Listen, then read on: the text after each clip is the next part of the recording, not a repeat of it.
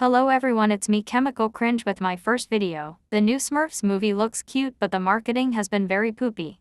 I personally love the series as I got into it through the live-action films and the old cartoon, plus I love Lost Village as well. The new movie, despite my issues with how it's been marketed, looks cute. I adore the animation, and that film wants to celebrate the brand as a whole from the comics to the live-action films, plus Smurfs have always done science fiction storylines, so this film has more originality than Smurfs 1 and 2, and while I love Lost Village, a lot of that film was built to rebrand the series, but it was a needed return to form after the live-action films were a letdown. I am personally willing to give the film a fair chance as I think it looks cute and funny, and if it's bad then oh well, I have the current cartoon and new comics and Lost Village to go back to at any time I want. I think the biggest irony is animation community fans realizing they had it so good and should have supported Lost Village in theaters or video on demand or home video but chose not to.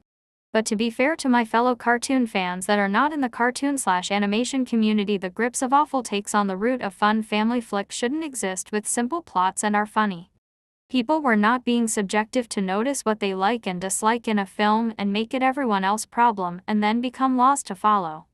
Saberfart is a great example and knows how exactly the community acts and the dangers it leads to of not allowing people to be full of nuances and want proper conversations for media to get better and not chaos of a conversation that gets lost in sauce of cartoon community talking point nonsense. Looking at you got me thinking nonsense. Now to the big reason why I wanted to make this video in the first place.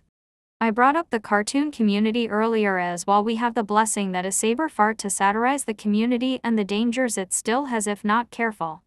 The old ways of the community is dying, and Smurfs 2025 is amazing proof that people will not follow anyone that isn't speaking truthfully from the heart and want the film they saw to be better.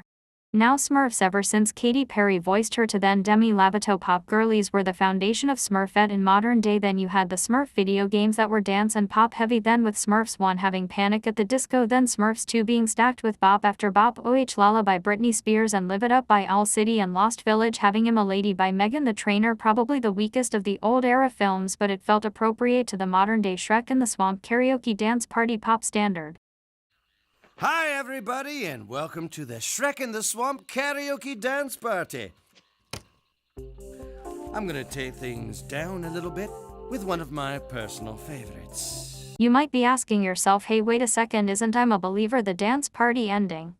And yes, you are correct, but the VHS version copy of Shrek adds this DVD extra wedge between that and the credits, and I personally think this version of Shrek is why dance party endings and also Billboard Hot 100 songs and or the artists from that end up being a huge part to animated movie soundtracks. But here's the tea, movies from your childhood always get a pass cause they're childhood certified classics, but once people get grown and have their own music taste and those people start reviewing animated films from the 2010s, all of a sudden pop music is bad.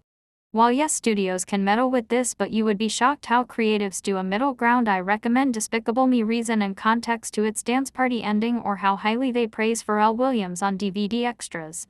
But sadly many cartoon community people never dig behind the scenes as to the pop music reason and do not judge the filmmakers' choices constructively, and it's why this topic of pop music is cringe has been nonsense for a whole decade. And sweet acoustic. Meet the trolls. They sing, they dance, and have lots of fun.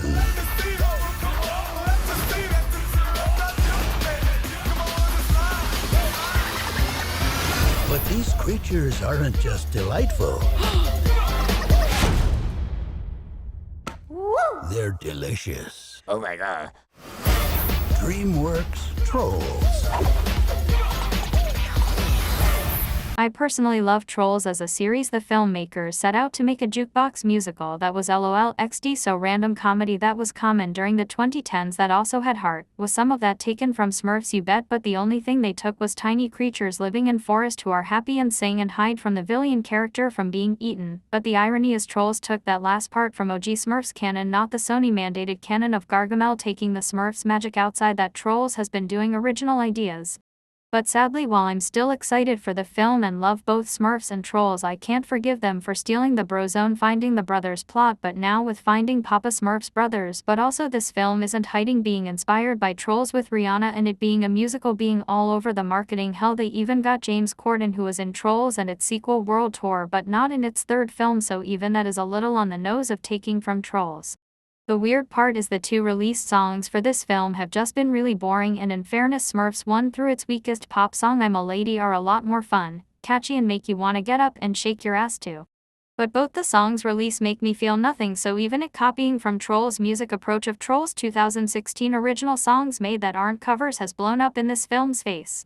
I really don't have much more to say on the topic. Despite all that I have said, I'm still hella excited for this film.